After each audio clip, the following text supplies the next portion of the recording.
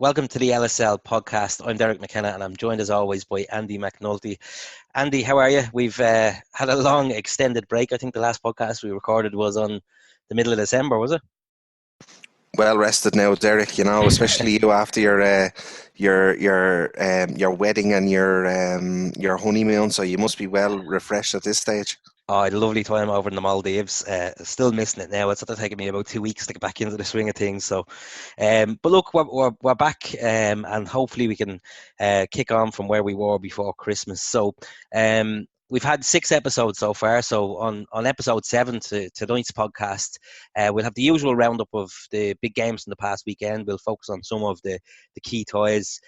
We've a preview of the big games coming up this week. Some cracking games coming up over the weekend ahead. As well as that, we've interviews with St Mochtas striker Gareth McCaffery, and we also have an interview with Jumpers for Goalposts ambassador Keith Kelly. And we'll also have a roundup of all the transfers of this transfer window. We're nearly finished now. I think the window closes on the 31st of January, so almost there.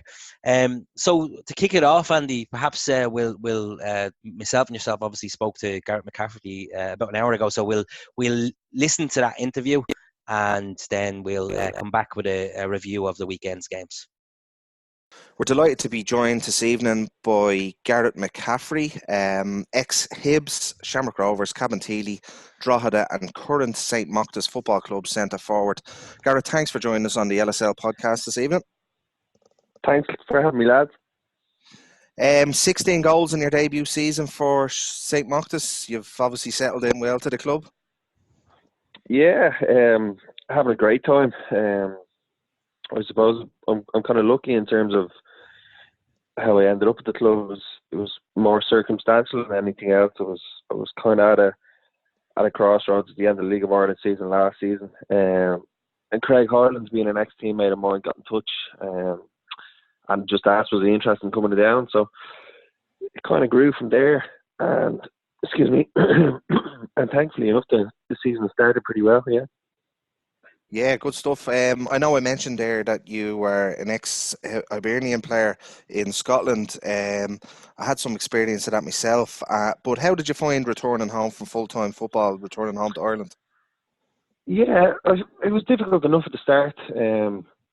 Obviously, living away from home at a young age was a fantastic learning curve, and there was a lot of things that came with that, whether it be homesickness or having to properly cook and clean for myself for the first time. That's obviously quite a life-changing thing.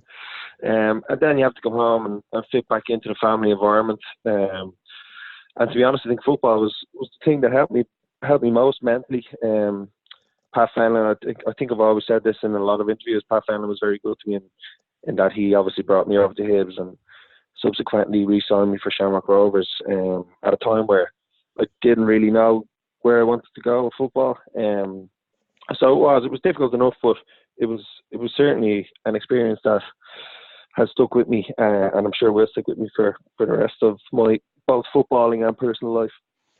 Gareth, can I ask how the move to Hibernian came about? Who were you with before going across the water?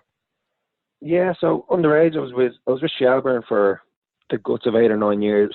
I had a fantastic manager there, Jim McGuire. We won. I think there was a stage. I think we went 2 or 3 years unbeaten in schoolboy football. And then the year before I signed for Hibernian, I moved to Stella Maris and played obviously with a group of lads, but one in particular, Cody Mulhall. And the two of us just seemed to click. It was a case of I didn't really need to look at where he was on the pitch, and vice versa. It was nearly telepathic. And we played in a 2 up top.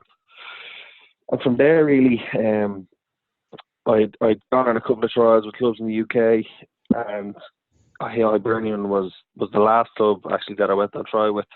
Myself and Cody went over.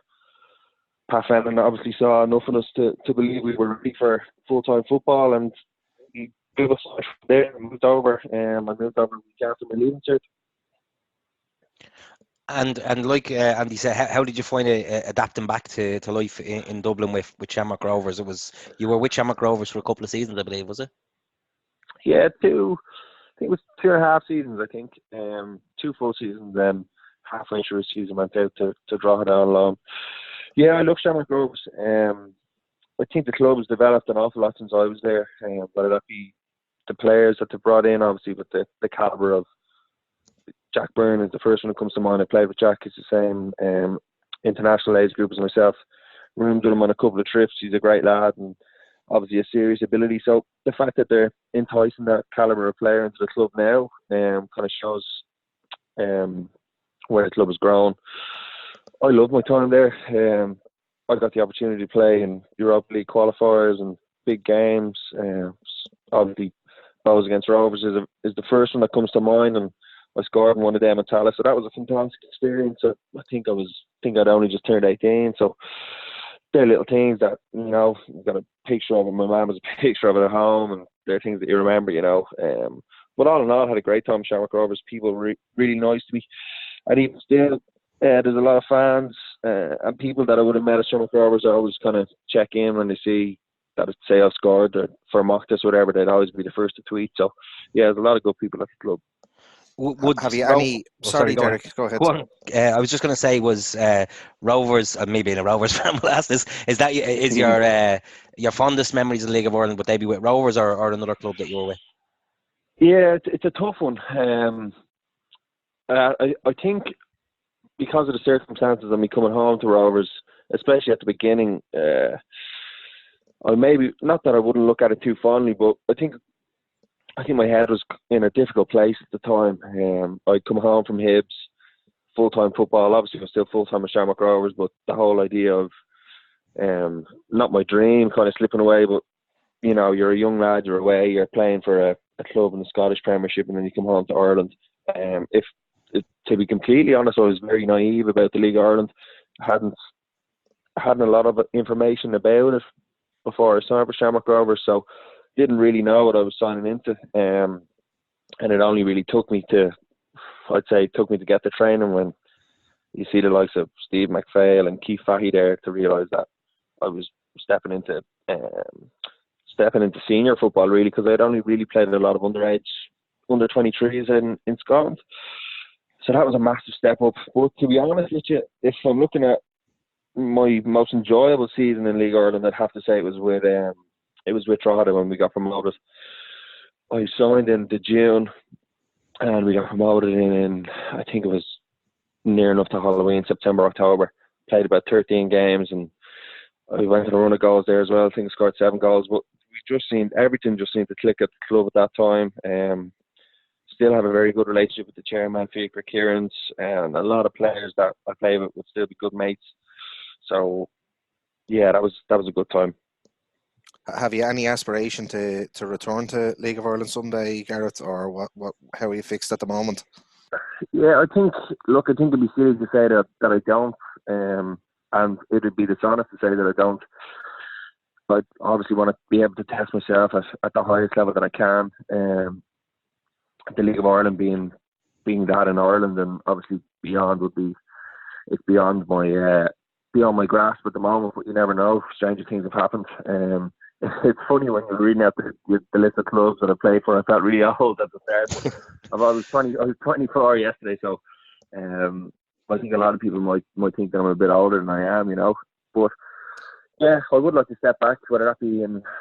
I think I've had a couple of conversations with St Mochtas about it, and they've been really open in terms of having those conversations. For example, there's a couple of clubs have been in contact with me in this January transfer window, and for whatever reasons I didn't feel comfortable moving, and it didn't work out. And I'm really, really happy at Mochtas at the moment, and they're really good people there, and I'm really enjoying my football. But look, I would at some stage like to step back into the League of Ireland. Yeah.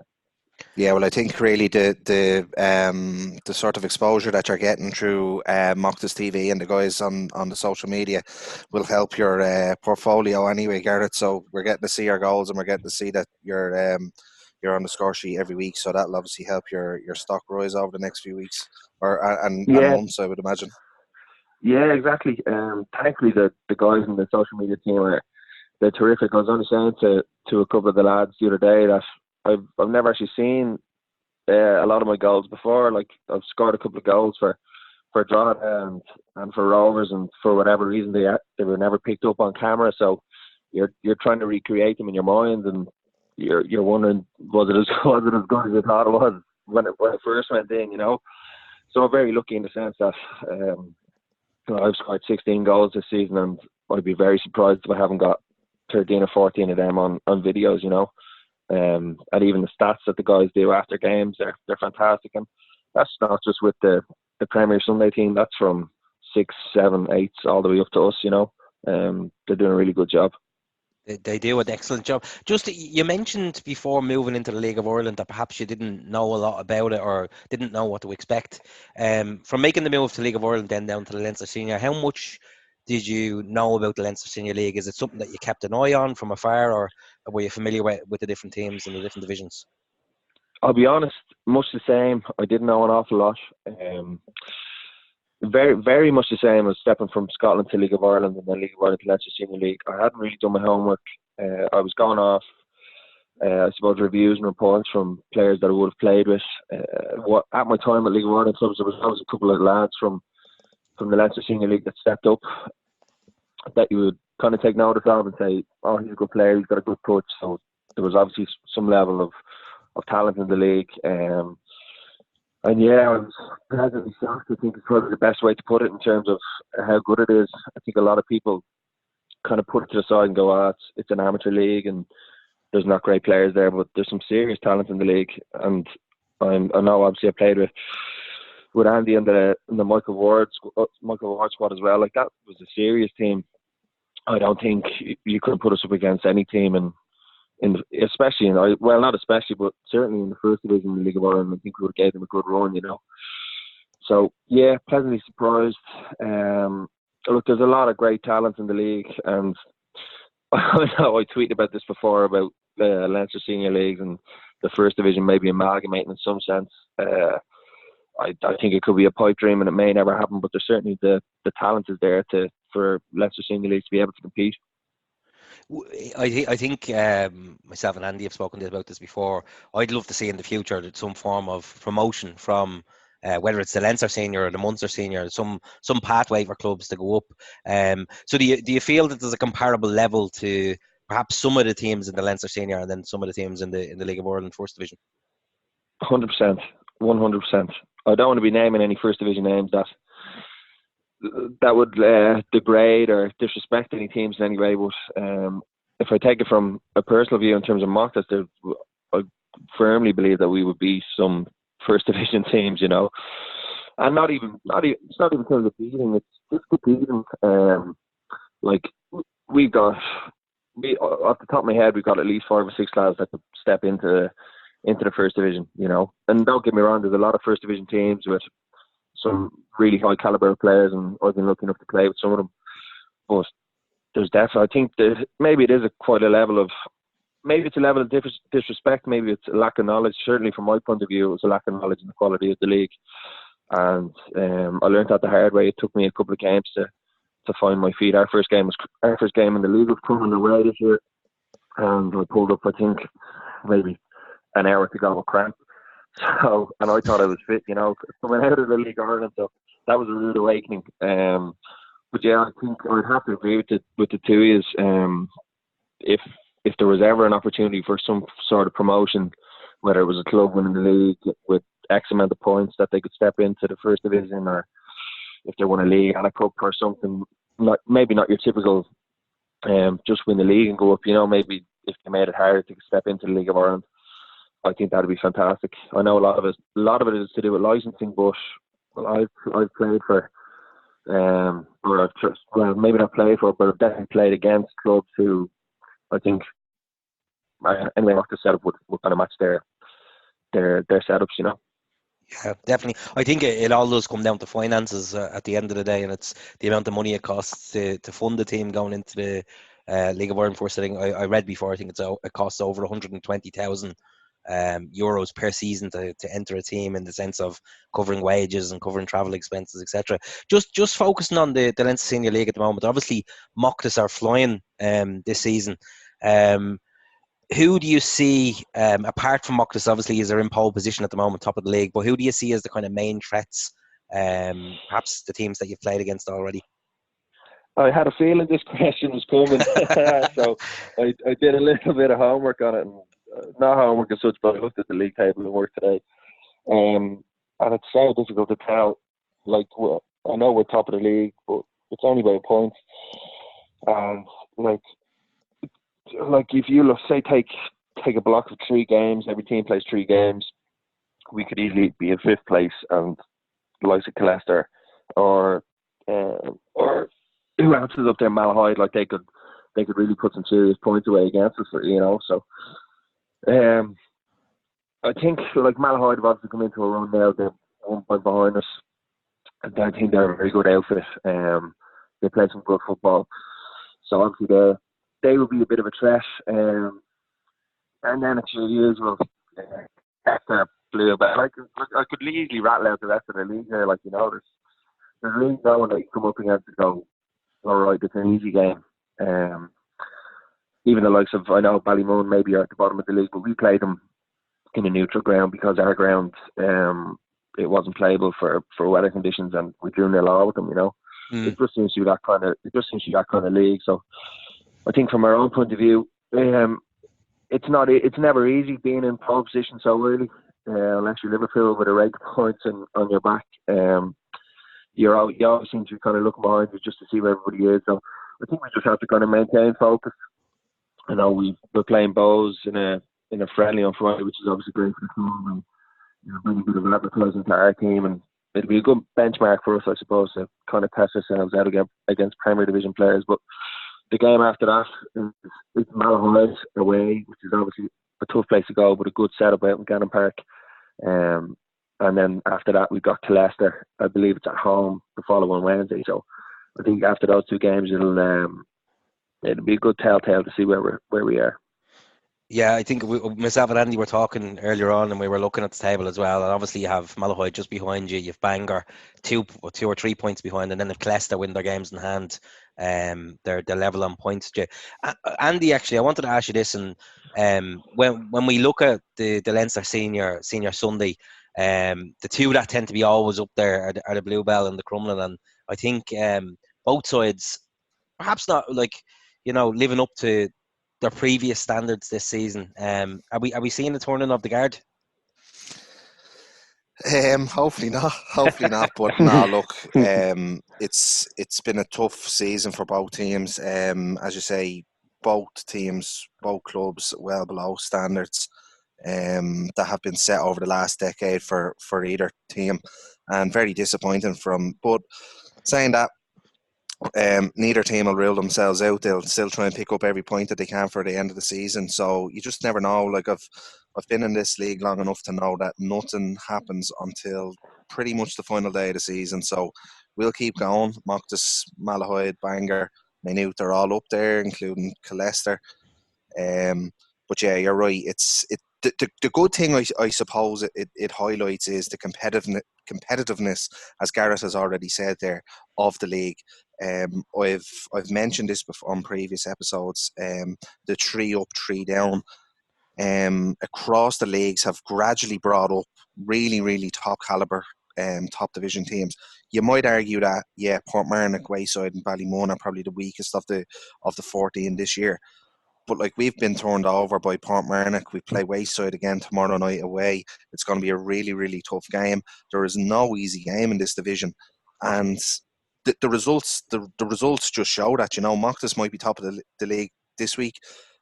They could go out and get beaten by the bottom of the division, and that's just the way that this division is. It's a credit to every team in the division, and it's a credit to the league. It's a credit to the players.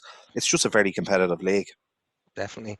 Just a question to you, Gareth, as well. Are you enjoying your football at the moment? Obviously, you go through different periods where you may be, you may not be enjoying football as much as some seasons over others. But obviously, you're scoring a lot of goals this season. Are you enjoying your time with St Mochtas? Loving it. I think it's very easy to say that when I'm from a personal point of view. I think it's very easy to say that as a striker when you're scoring goals. I had a chat with my dad the other day, and I think we were talking about, in terms of senior football anyway, I've never scored this amount of goals in a season. I think the last time I scored this amount of goals was before I went to Scotland as a schoolboy, in one season certainly.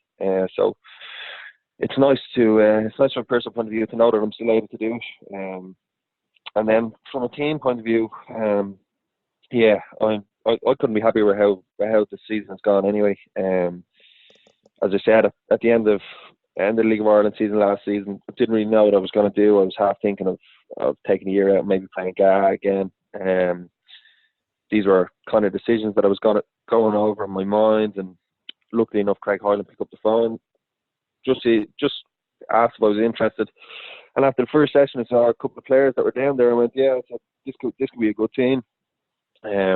We've got a great background, and Brian McCarthy is obviously the manager. He knows his stuff. I didn't know when I first went down that Glenn Crowe was the coach. So obviously walking down and Crowe was there, like, being a striker myself, I was going, what's going on here? This is brilliant, you got Dave Goodall as the goalkeeping coach, and then Paul is our physio. So it's a fantastic background team, and the guys they've recruited very well, and I think that's shown in some of our performances. I know we're top of the league, but if you were to take points out and take goals out, we've actually played some really good football this year. And that's what I said previously. I think we could put it up against some first division teams, because I've really enjoyed playing in the team. It's a great group of lads. We just seem to have a hunger that I haven't seen in the team since, I don't know, maybe since the Stella Maris team I played in, or the Shelburne team before that, or say take Drogheda that got promoted. Everybody just kind of seems to be on the same wavelength, and we're very happy going about their business. And I just think that we have that group at the moment. And look, as Andy said, the team or the league table can fluctuate, and there's a lot of teams that are going to take points off people. But I couldn't be happier at the moment. If you had told me at this stage, I'd say before I started the season, that I'd have 16 goals in 16 games, and I would have been near 2 hands off. So couldn't be happier. Definitely. One final question. Just around, obviously you're halfway through the season now. Who's the toughest team you've played so far, or which team have you been most impressed with so far? That's a good question. I've been impressed with a couple of teams, I have to say.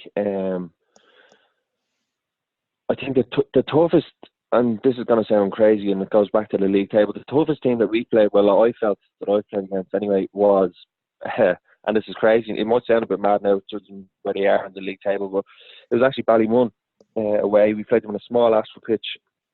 I believe it was Hartstown Hunstown's pitch, and I just could not get the ball. I just found that they kind of shepherded me very well, and whenever I tried to get on the ball, I was closed down pretty quickly. In terms of passing, I think it was Malahide, to be honest.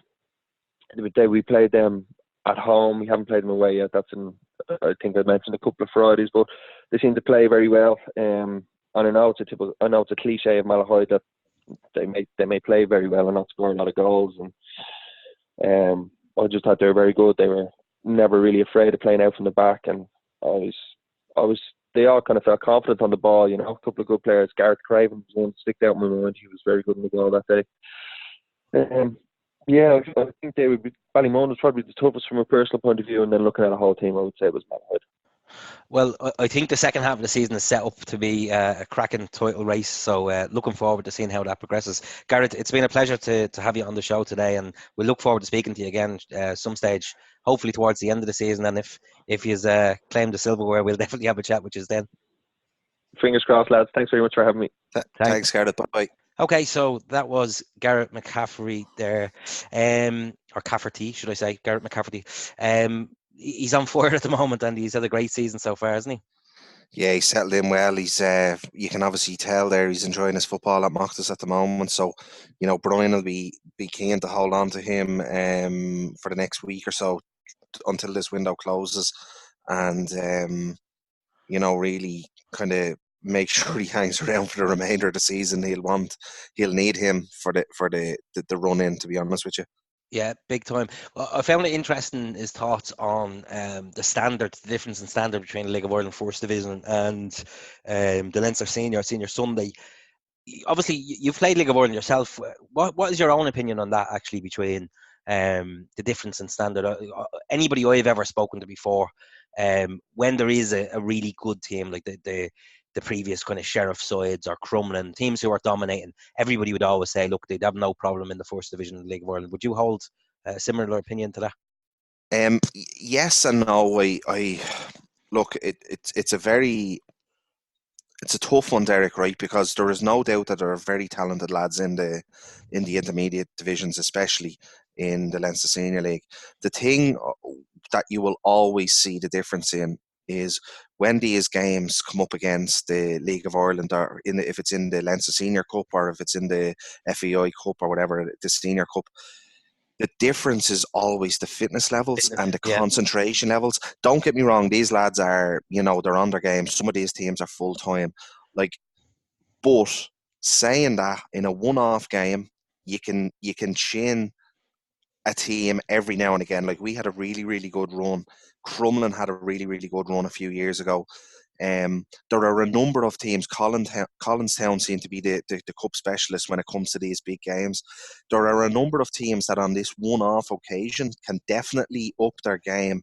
It's been able to consistently do it over a number of games throughout the season, and that to me is the difference. The fitness levels are massive. These lads are athletes playing Yeah. in the top I think it might come division, down to strength and depth as well. Like, your average Leinster Senior League Senior Sunday side probably has a really strong side with maybe a couple of replacements there, whereas the League of Ireland side maybe has a lot more to come in to replace players, perhaps. Absolutely. And look, there's so many different variables in it, Derek. It's very hard to say because, like, I know that a big part of why I couldn't continue playing was my commitment levels to my job. Mm. I had to make a decision whether it was detrimental to my job to continue to play on for bowls at the time, and I just made that decision. It wasn't worth my time. It wasn't worth risking my livelihood going forward. That's where people's own individual sort of scenarios and where they are in life, that will make that decision for them. If you're a little bit younger, if you've not got a mortgage, if you've not got kids, a family and whatnot over your head, then I would say 100% go and give League of Ireland a run. But you tend to see, sort of, as people get older in life, they're just happy to drop down the leagues and just kind of get a game in on a Sunday, at a still very decent level, as we spoke about earlier on. Yeah, definitely. But look, it was great to talk to Gareth there, and we wish him all the best for the remainder of the season. Just moving on, we've had some really good games at the weekend. I don't think the amount of time we have left on the show today will let us go through every single game. But we've picked out a few key results over the weekend. I'll just perhaps fly through them a little bit. So on Thursday night, you had Senior 1B, St Francis and Mid Sutton. That ended in a 3-3 draw. I know St Francis will be a little bit disappointed because they are looking to catch up with their games in hand over Kilbarrack at the top of the table. So we'll be disappointed to drop some points there. In the Cattle Cup, cracking game at the weekend, Liffey Wanderers against Crumlin. That was a 4-1 win for Liffey Wanderers. So big result there from them. Crumlin kind of struggling this season. They've lost 5 in the league and then now obviously out with the Cattle Cup as well. Another big result, Andy. Do you want to talk about that one? Minute, obviously having a good result against yourselves. Bashed us down in the college there, in the university, 4-0 last Friday night. So yeah, it was very disappointing result. In fairness, take nothing away from Minute. They played really They've a good side, haven't they? Yeah. Yeah, they exploited our weaknesses where we're struggling in a particular area, and they exploited it on the night. And fair play to them. They obviously did a bit of homework. So look, take no credit away from Maynooth at all. They were on the money first half, especially 4-0 up at half time. They were cruising. They really bashed us, to be fair. Yeah, good result for them. Obviously disappointing for yourselves to go out of the cup there. In the Senior 1B on Friday night, Cardiff at home to Kilbarrack, that finished 1-1. Kilbarrack took the lead there and then Cardiff equalised soon after. Disappointing for Kilbarrack from our perspective, obviously, because looking to kick on and take points as we hopefully strive towards the title. We're still top of the division, but disappointing to get a draw there. But Cardiff, I said this a couple of months ago. I think that last time Kilbarrack beat them, they're a really good side, Cardiff, and they showed it again at home the other night. Senior division, kind of, I won't say a relegation battle, but because Cherry Orchard are out of the top or the bottom three, but they drew 2-2 with Wayside Celtic, and obviously both of those sides would have been hoping for 3 points there. In the Senior 1 Sunday, sponsored by the Beacon Hospital, that division, Swords were beaten 2-1 by League Slip. League Slip have a new manager in there at the moment, and haven't they? Or have you heard who that is? The name escapes me at the moment, but I know he's signing Yeah, it a was regular Terry player. Butler. Terry Butler, yeah. Terry Butler has gone in there, yeah. So obviously, yeah, they've signed a number of players in there that'll help them. Some ex-League of Ireland lads I've seen there. Aaron Briley, Yeah. you know, I think he was at Lone Town captain maybe last year, the year before. So, like, yeah, really good experience there that they're getting in League Slip at the moment. Definitely. Another good result as well for Tullamore Town, beating St Pat's CY. Tullamore were at home, and that one 2-1 to Tullamore Town. And then on Sunday, really big result actually in the LFA Senior Cup, and we'll have more on the Senior Cup in a few moments because we just got the draw hot off the press there for the third round. But in the second round, Airfield United beat Evergreen. And I would encourage anybody listening to the show to go on to the Airfield United Twitter page and have a look at Brian Malone's goal to see the last minute win. Last minute little dink over the keeper from just outside the box. An absolute cracker. Well worth looking at that one. Have you seen the goal yourself, Andy? I have, yeah. And to be honest with you, he's a brave man for producing No, that in the last minute. Yeah, someone. I'm sure he would have got a rollicking if I'm sure his manager would have had an opinion on it now if he hadn't have scored. I seen someone tweet him today and saying he'd been still walking home from Kilkenny if that had gone into the keeper's hands. Yeah, I wouldn't blame him now, to be honest with you. You know, but fair play, like that just shows you the bit of quality that when it's needed, he's obviously produced for his team there. So fair play to him trying that in the last minute. I'm not sure I'd have the nerves of steel to do what he's done there, but it's worked out for him, and obviously they've progressed through now. So fair play. Yeah, he's a great player, Maloner, as well. So fair play to him for that one, for having the balls to attempt that and to succeed with it. In the Senior 1B as well on Sunday, huge result actually. Pegasus St James Athletic, who are at the tail end of the table, beat Hartstown Huntrown 9-1. So huge result there. And also another team at the bottom of the table, Broadford Rovers, beat Verona. So another big result there. All the bottom sides are having good results at the moment. Obviously, after the turn of Christmas, they're realising that the scrap for relegation is on. So Cardiff obviously drawing with Kilbarrack and Broadford, and St James, Pegasus St James's with good results there. In the Senior 1, Sunday, sponsored by the Beacon Hospital, Kilnamanagh beat Greystones 4-1, Lucan beat Home Farm 4-1, and UCD beat Newtown 3-1. And then in the Cattle Cup, again, a number of big games there. Mochtas had a good 3-1 win over Bangor. I think Bangor took the lead in that one, and then Mochtas come back with 3 goals. Leicester beat Malahide 3-1. Skerries beat Edenderry 3-2. And Glenville beat Portmarnock 2-0. Good result for Glenville, actually, to beat Portmarnock. And then the final result there was a good win for Ballymun 3-1 against Glebe North. Then the final kind of standout fixture of the weekend, I'm sure we've missed loads actually because there was loads of fixtures on, but these are the ones that we kind of just picked out. Sheriff YC had a good 4-0 win over Ballyfermot United. Sheriff had a bit of a kind of a stop-start season in the league this year, so to get back to kind of winning ways with a good 4-0 win there for them. Anything else in terms of the weekend, Andy, that you wanted to touch on? No, it was good. It's as you mentioned there briefly. You know, there's obviously a real resurgence from some of the teams down the bottom of the divisions. There's been really, really key results. So it's going to be interesting in the run-up now. I know there's a lot of divisions that are kind of chasing fixtures now. So when it gets to silly season, as I call it, when the light starts coming in and you're playing 3 games a week, there's going to be carnage throughout the league. So from a neutral point of view, I'm sort of looking forward to seeing how that will pan out. obviously being invested in playing the games himself, I'm not so looking forward to it that much. But yeah, look, there's gonna be a lot of ups and downs over the next couple of months, you know. Definitely. And looking forward to it. I always look at the tail end of the season in the Leinster Senior. You mentioned it previously talking to Gareth there, the 3 up, 3 down system. Whoever brought that in needs to be given a medal, because it just creates so much interest in all the games as we get towards the tail end of the season. Teams fighting for either promotion or titles, or relegation as well, fighting against relegation. So it's always good as we hit the tail end of the season. Looking forward now, Andy, which is the good thing about actually recording this podcast on a Monday night is we can look forward and we have the fixtures for the week ahead. So some standout ones, I'm looking down through the list. Ones that jump out at me straight off the bat are Liffey Wanderers against Cleston-on-Carney in the FAI Intermediate. That's a 4th round replay. And then also St Kevin's against Verona. That's another replay. Particularly St Kevin's Verona, they're both senior 1B sides, so whoever wins that, you'll have a senior 1B side in the last 8, which is a great achievement for teams playing at that level. But Liffey Wanderers and Leicester, that's going to be a cracking game. So unfortunately, I'm not going to get to that one myself. I'd love to be at it. Another cracking game on Friday night, which again I'm gutted to be missing, is Usher Celtic against Sheriff in Grange Gorman, and that's the FAI Junior Cup 7th round. So both of those sides, really, really top junior sides.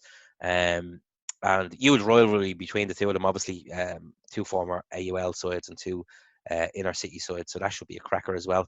Is there any ones that jump out at you, for you, Andy, as you look down through the list of what's coming this weekend? No, you sort of stole my thunder there on the Usher Sheriff game. I suppose as from a neutral point of view, definitely that would be one that would catch your eye.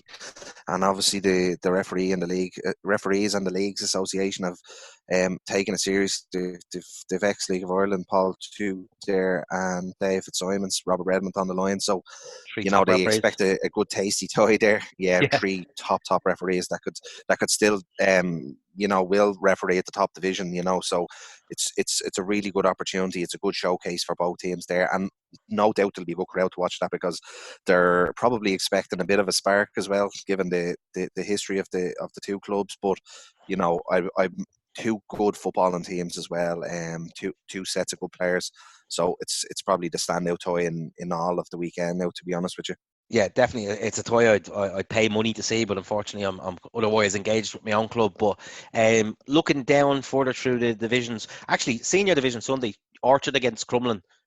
Always a good tasty toy. Ellendale Crescent. That's on, what is it showing, 8 p.m. on it's Friday. It's Friday evening, yeah.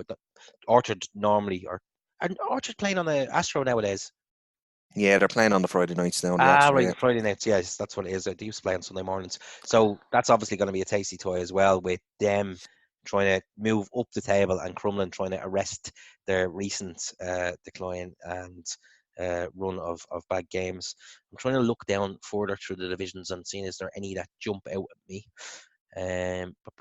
Corduff Castleknock and Senior 1B is a West Dublin derby, so that one will be a little bit tasty. Let me see. There's another FAI junior game actually on Saturday then. Tolka Rovers entertain Castlebar Celtic. It's Frank Cook Park, 2 p.m. there, so that'll be a good one. Again, the LSL well represented in the latter stages of the FAI junior this year, so that's good to see. And then I'm trying to see on Sunday.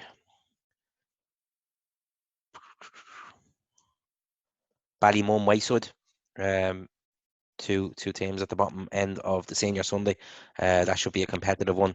And then yourselves, obviously, against Eden Derry up in the Red Cow, will be a good game as well. Yeah. First up, we've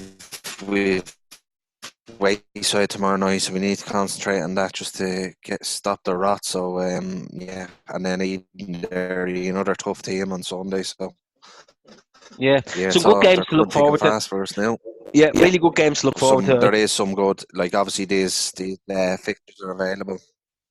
Well, not quite online yet. They were available on Striker Online today, or sorry, not Striker Online, Striker in the newspaper today, and they will be available on the LSL website over the next day or so. So look, plenty of games to whet the appetite this weekend. Let me see.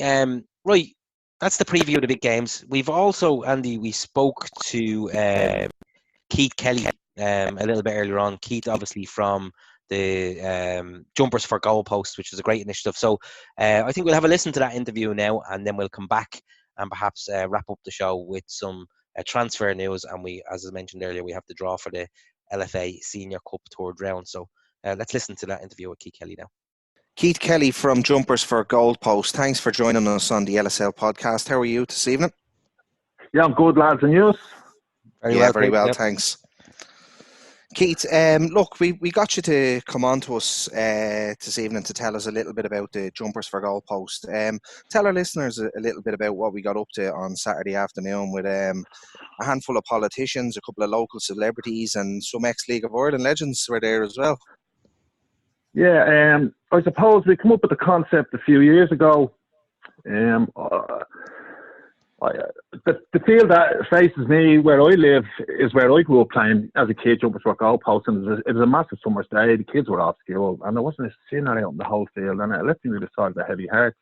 I do a bit of writing, so I wrote a bit of a poem on my reflections of when I was a kid, and it went viral, went all around the world, and people were sending me messages of nostalgic messages of, we counted their times as kids and that. So I decided a couple of years ago I'll throw out an invite to lads, see who's my age. No, I'm 50, do you know what I mean? My career's well over.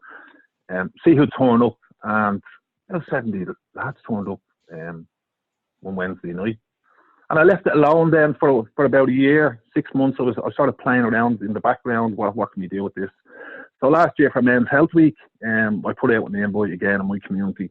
Anyone interested in arriving Sunday morning at 11 o'clock. And over 80 people turned up. It was crazy.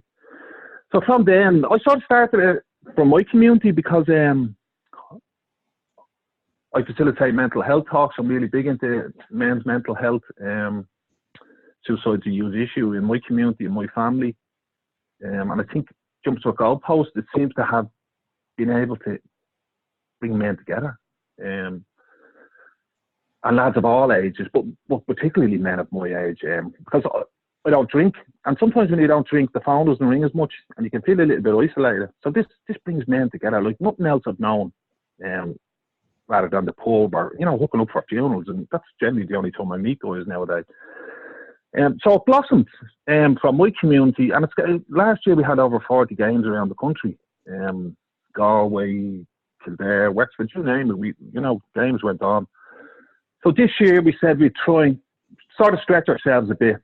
And what our goal is this year is to have a game on in every county in Ireland on the 13th of June in the run-up to Men's Health Week as a sort of national day of remembrance for family members, friends, our fellow teammates who've all died by suicide, Men need to get out and men need to have a space where it's cool to talk, So Saturday's game was sort of the kick-off of that. We were doing a few promotional videos and stuff. We got Keith Fatty out, Richard Sadler, Paul Howard, Owen McDevitt. And on one side, we had Richard Boyd Barley. He was a goalkeeper in my day in Ballybrack. And on the opposing side was Sinn Féin councillor Shane O'Brien. But the atmosphere it creates, the positivity, like in the lead up to games, everybody in my community is buzzing about, just game on Saturday, let's get up there. The game itself, totally non-competitive. It's exactly like when you're kids. There's no referees, there's no structures. Just throw some jumpers down. The lads line up against the wall. Two lads pick teams, and out you go. And I can't really. Maybe Andy would be able to tell you his experience, but even after the game, for a month afterwards in my community, there's lads just continuously talking about it. So it creates some positive vibe, and isn't it great that goes on, rather than, especially now with the elections coming up, but geez, all you see on Twitter and all these platforms is nonsense about Fine Gael, all this. So if you can create a positive atmosphere in your community, that can only work for everybody, and it's a safe space for men to reconnect, hook up, share a few well stories. We have a Facebook page now. We have had guys from as far away as Canada. A 70-year-old guy last year wrote beautiful letter about his time as a kid when he was living in the inner city. And the nostalgia that it brings up for people, it's just a wonderful thing, you know. There's something magical about it. I can't put my finger on it. Yeah, it was a surreal feeling for me, Keith, on Saturday, I must admit, because I didn't know really what to expect. I had seen some of the promo videos previously, but one thing that I really took away from Saturday was, I suppose, before, during, and after. It was a great turnout. It was a great atmosphere. Everyone had a smile on their face. There was people that took part for 5 minutes, that took part for the entire thing, and it was just a great atmosphere all around. The Oranges at half time, there was a bit of crack, a bit of slagging. It was just a feel good factor around, and it was only an hour or an hour and a half out of the day. And do you know what? I know it might feel kind of corny to say, but it kind of gave me a bit of a pep in the step on the way home. You know, glad I took part, and I was just glad to be part of it on the day.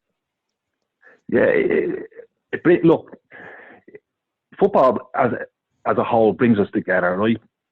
But in real football, it's sort of tribalism and rivalry, and that can separate us as well. But Jumpers for Goalposts just creates a non-competitive, positive atmosphere. Lads of any ability. Now, there was international footballers there was top lads from Leinster Senior League, but there was also guys who maybe haven't played football in 20 years, and as you say, you got out for 5 minutes, put the hand up, walk off, and no one says that.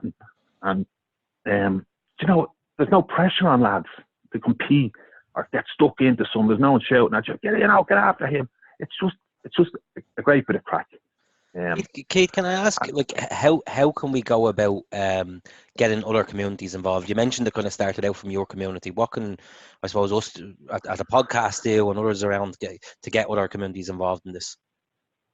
Well, do you know what? Look, you've done a podcast not so long ago, and it touched on mental health. And let's be honest, suicide's an epidemic, and it's touched every community across Ireland. So if we can get community leaders to step up, get in contact with us, and just get a game on, and see if they can recreate that positive vibe that we've created in our community. I mean, last year we had a game in Shankill, and a guy came down from Galway to see what it was all about. Really shy, anxious guy, very quiet. And I've met him. He's had 10 games in Galway before Christmas, and I've met him a few times. I drove up to him to Galway to have a chat with him one day, and my God, I have seen him grow as a person, because he's getting out and he's actually organising. Do you know what I mean? And that's what we want people to do. Empower people, you know, just step up, see if you can organise a game. With 10 lads turn up, they're getting 10 lads to do something different on a Saturday morning than they would normally do. You know, so I suppose for us, we've been in touch with League of Ireland clubs. I'm meeting Ian Morris tomorrow. He's a good friend of mine.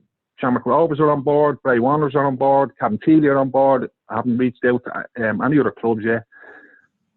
But all the League of Ireland clubs that we've talked to are 100% behind us. Because mental health is a huge issue. Like, we all go onto the terraces and support our team and give it the big, large ones, you know what I mean? But look, there's lots of vulnerable people out there. And Jumpers for Goalposts is a safe space for men just to hook up. How are you doing? What are you doing in life? If you haven't seen anyone else, you think, you know, how are you? Do you want to meet up next Wednesday for a cup of coffee? All them sort of things can happen if you turn up, you know? Definitely. And yeah. And if any of the clubs who are listening in to the podcast today wanted to get involved, how would they get in contact with yourselves? Contact me at keith@jumpersforgoalpost.ie. We have a website, www.jumpersforgoalpost.ie.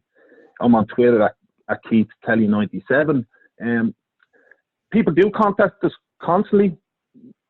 We sort of tell them what has worked for us over the last 6 months. We generally get games at 11 in the morning because it gets people up early. And, you know, if we can change the mindset of one person, because generally on a Saturday morning, if you're getting a game on a Saturday morning at 11 o'clock, lads might say, listen, this game Jumping for Goalpost on the morning, I might stay in Friday night. And you can change that habit. Do you know what I mean? That's a huge thing in a person's life, even that small habit.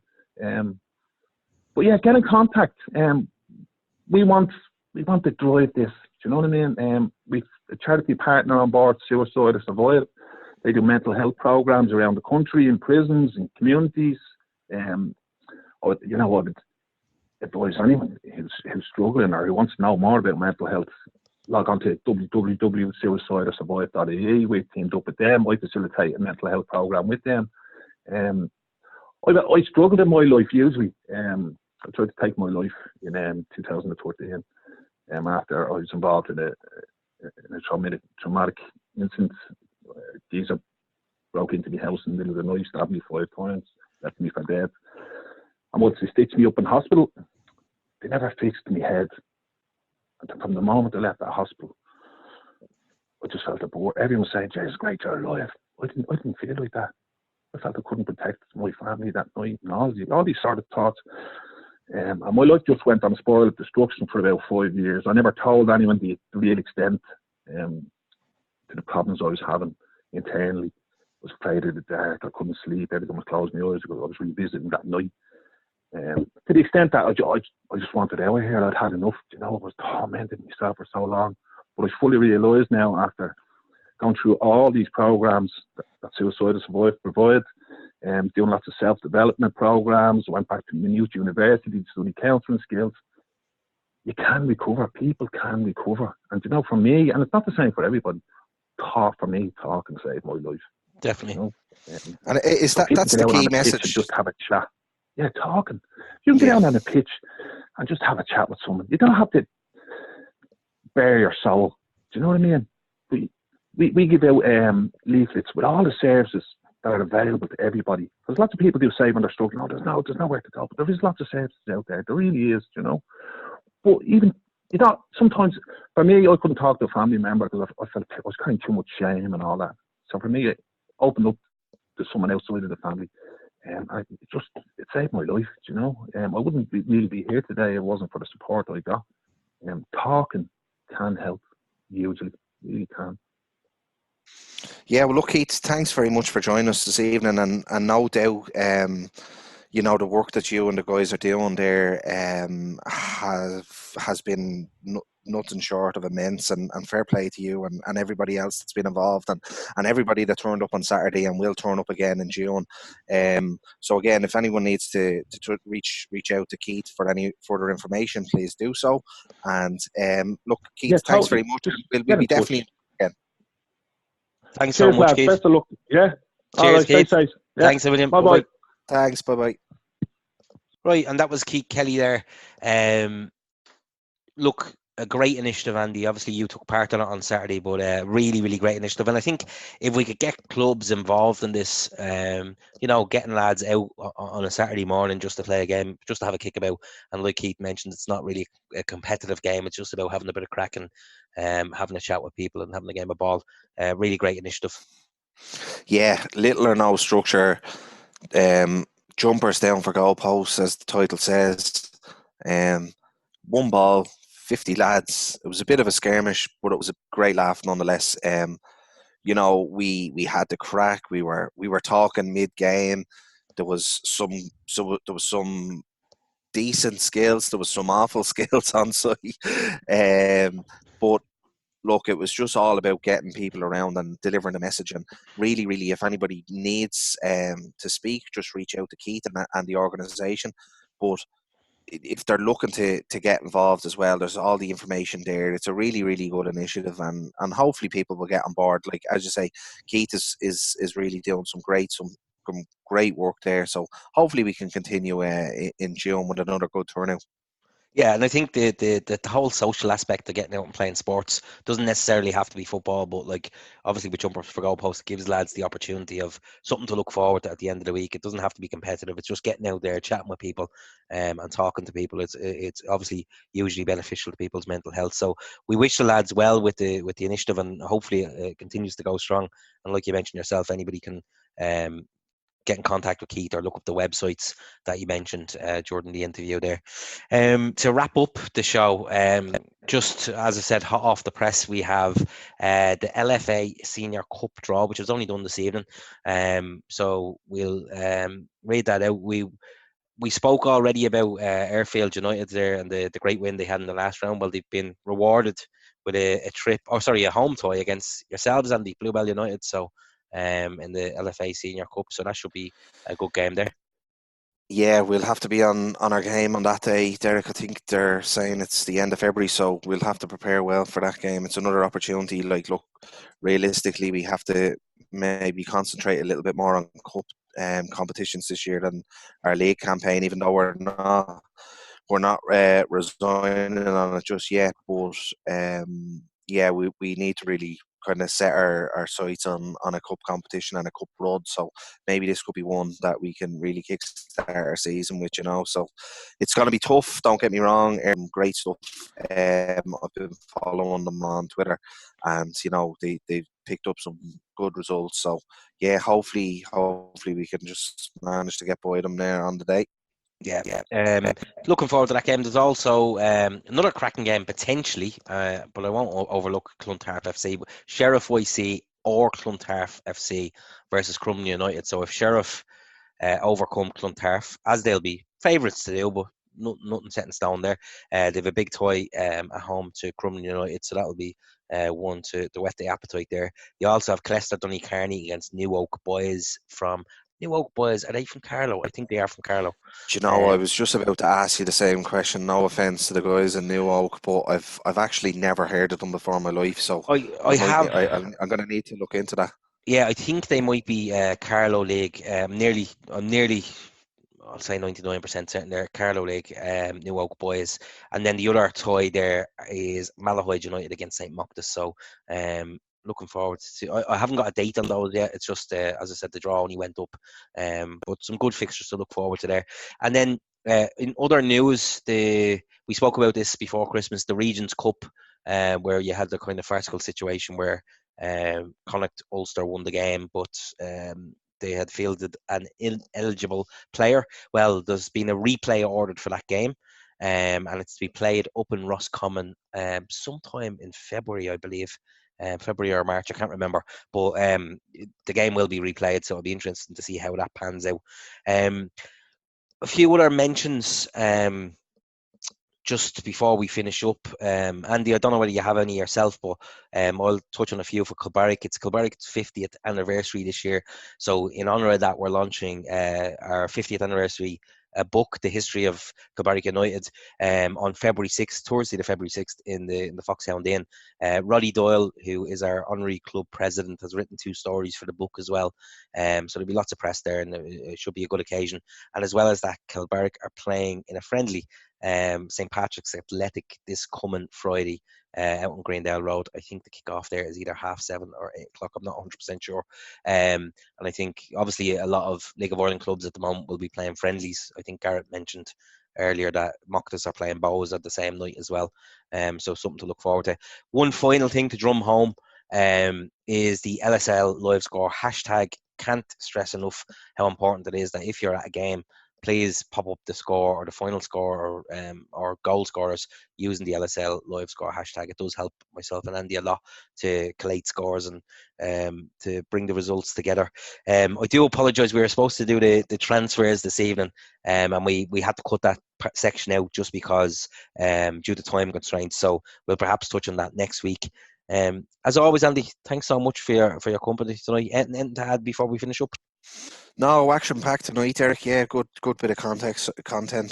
So hopefully it'll get us going again in the new year. So if any of the guys have any suggestions on topics, I know we've got a couple were sent in this week, but obviously we had a busy agenda already just with the first one being back, so we will pick up those items for next week's episode or maybe further along the line. But if you do have any topics that you'd like us to discuss, just pop us a DM on Twitter, or if you want to send the Leinster Senior League page a message or anything like that, just give us a shout. Definitely. Yeah, I'd echo that. Definitely. If anybody has any ideas on topics they'd like us to cover, definitely get in touch with us. We're both available on Twitter to have a short chat with people. Right. It's good to be back, Andy, and I look forward to chatting to you again next week. Yeah, see you, Derek. Bye-bye. Cheers.